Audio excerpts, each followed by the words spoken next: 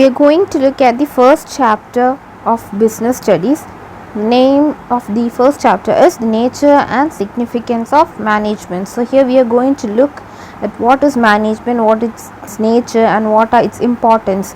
This is what we are going to discuss in this chapter. So moving on to the concept. What do you mean by management? Management is a very popular term that has been used extensively for all types of activities and mainly for taking charge of different activities in any enterprises. That is management. That is a very popular term that in business studies we are often heard about this word, that is doing some activities. All type of activities in an enterprise have to be managed. So when clearly said, management can be defined as a process of getting things done with the aim of achieving goals and efficiently and effectively. That is, the management team, they are making things done from others. They are making others to do some work, and the aim of that is to meet the goals with effectiveness and efficiency. Now, what is the difference between effectiveness and efficiency? For example, when a management, they give you a work, you are supposed to do a work, you are supposed to produce 5,000 units this month. Then doing it in any way, if you are completing it within the set time, it is called as effectiveness. But what do you mean by efficiency? Efficiency means that you have to reduce the cost, wastage, and you have to produce maximum quality products. This is known as efficiency.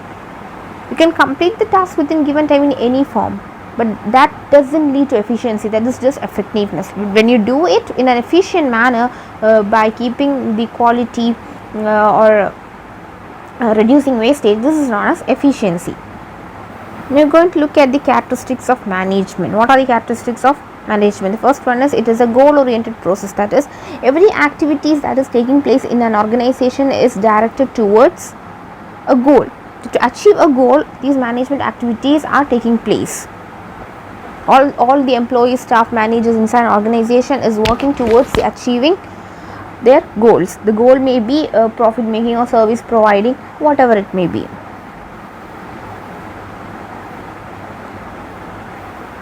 Next is, management is all pervasive. That means management is required in every organization, whether economic, social or political. Every organization in whichever country it is, it needs management. A management team is required in every organization. Wherever a business unit organization exists, management team also exists. Management is all pervasive. It is a continuous process. Next is, management is multidimensional. Management is multidimensional because management of work, management of people, and management of operations are taking place. What do you mean by management of work? The work inside an organization is managed. And what do you mean by management of people? The human resources inside an organization needs to be managed. And what do you mean by management of operation? Operation means that you have to manage the work, you have to the input, the raw material should be converted into the finished goods. So this process have to be managed. Next is, management is a continuous process. That is, once a task is completed, again a management team work for attaining another goal. So it is always taking place. It doesn't have an end. So management team is their work is continuous. After a completion of one task, the other tasks need to be managed. Next is, management is a group activity. Management team exists in every organization. It is not a one person who is going to look after all these activities which is taking place inside an organization.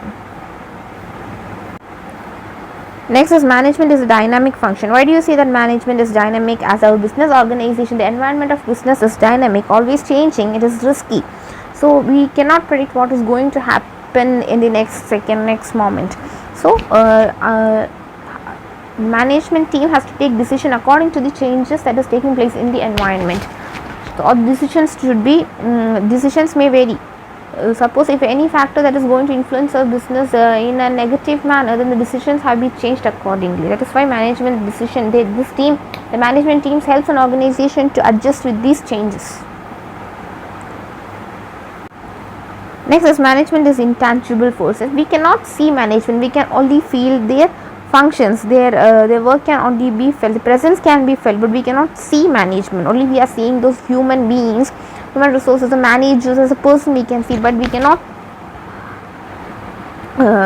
see what they are doing. Only the result or the presence can be felt. Next topic is objectives of management. What are the objectives of management? For what purpose does this management exist? So their objectives are classified as organizational objectives, social objectives, personal or individual objectives. The first one is organizational objective.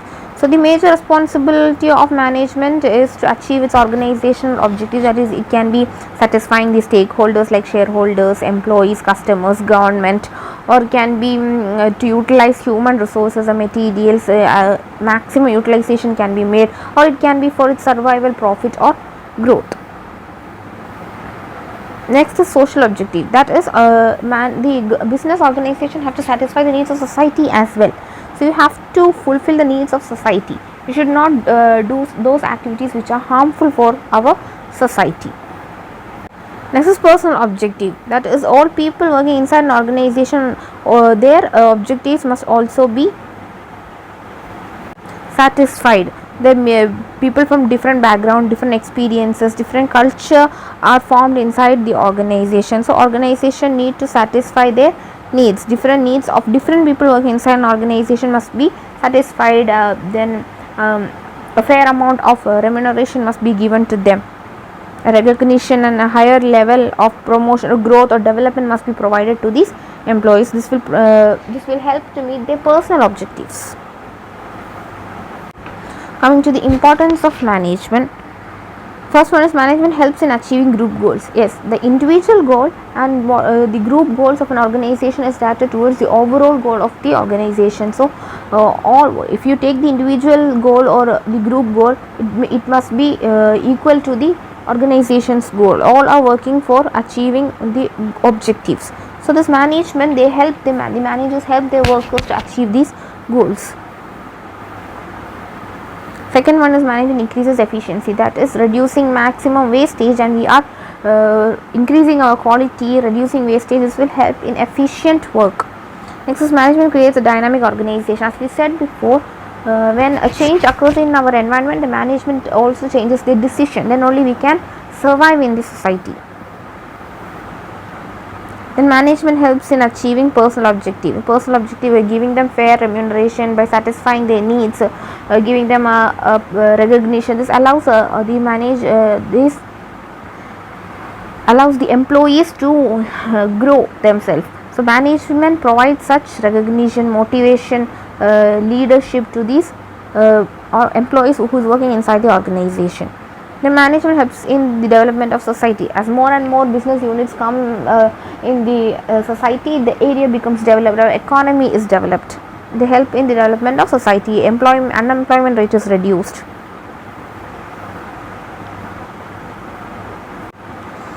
Next topic is management as an art. Why is management called an art? What is art? Art is the skillful and personal application of existing knowledge to achieve desired result. That is, we are applying our knowledge to achieve something. This is known as art. It can be acquired through study, observation, experience.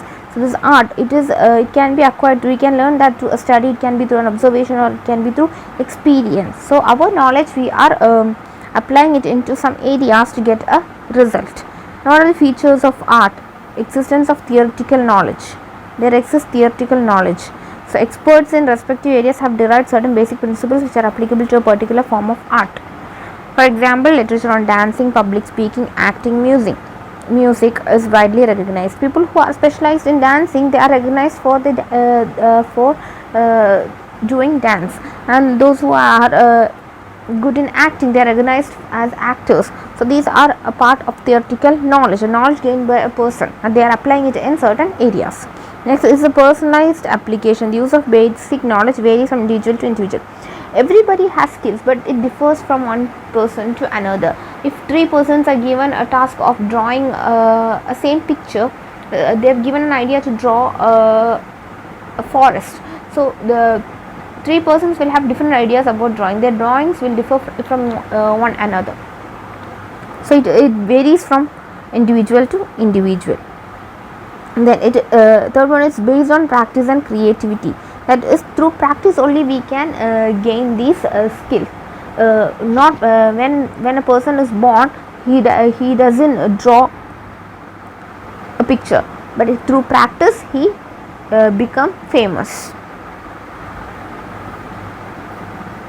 So we can say that management is also an art, because a manager has to manage day-to-day activities inside the organization through study, through observation, or through experience. Then there are various theories proposed by various economists like Adam Smith, Peter F. Drucker, Taylor, Henry Fayol. They have propounded many principles, theories.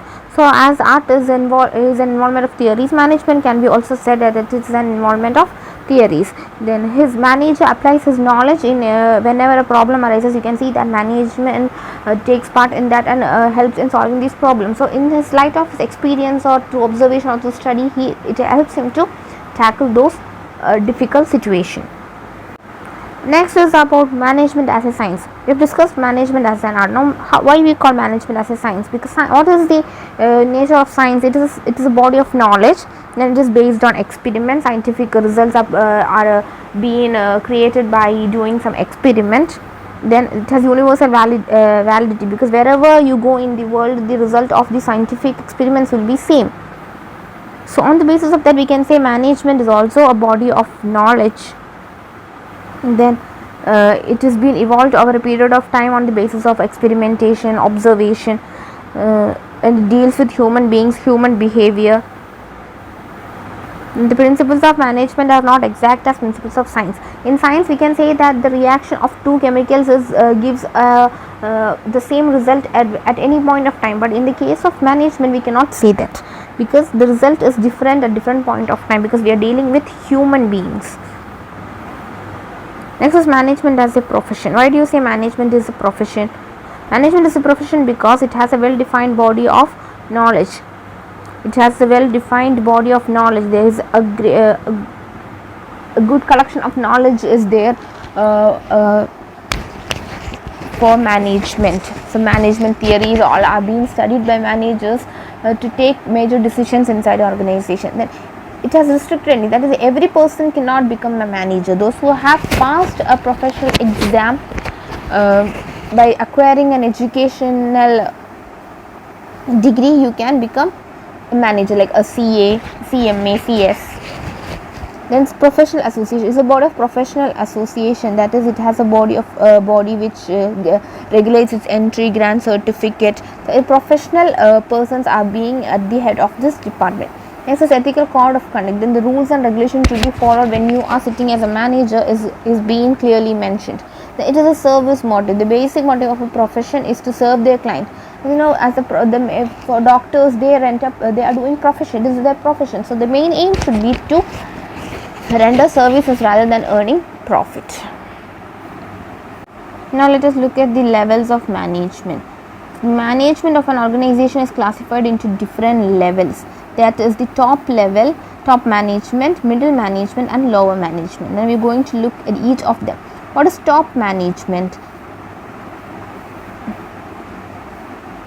Top management, they consist of the senior most executive of the organization, whatever name they are called. That is, the senior most persons are included in the top management. They can be chief executive officer, chairman, chief operating officer, president, vice president. These are the persons who are considered as the top management. And their basic task is to integrate diverse elements and coordinate the activities of different departments according to the overall objective. So what are our objectives? What goal is to be achieved? So these top management, they coordinate the activities of different departments, and they are responsible for the survival of this organization. They analyze the business environment and take policies and plans. They formulate the policies and plans. And the job of this top management is really stressful and it's complex. It is very difficult and long hours need to be spent, and commitment must be there from the part of managers. Then only they can that can lead to a successful management. Next is middle level management. This is a link between top and lower level managers. They act as a link between top management and lower level management. They are subordinate to top managers and superior to the first line managers. Usually these middle level management are known as division heads.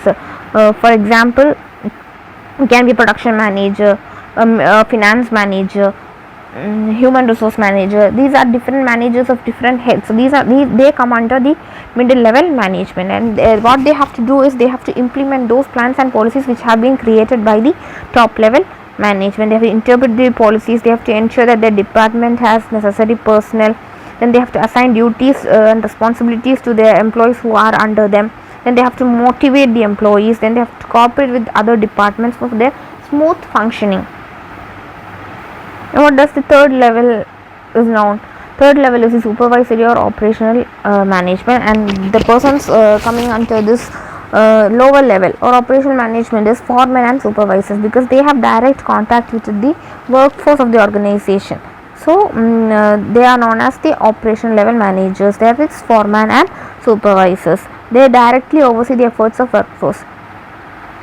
They play an important role in the organization because they interact with the actual work that is taking place inside the organization. And when you look at this graph, you can see that in the organization the levels are given. The first one is top management, and then second comes middle management, and the last is the operational management. And the senior most members comes under top management. Division heads come under the middle management, and supervisors and foremen comes under the third level, that is operational management.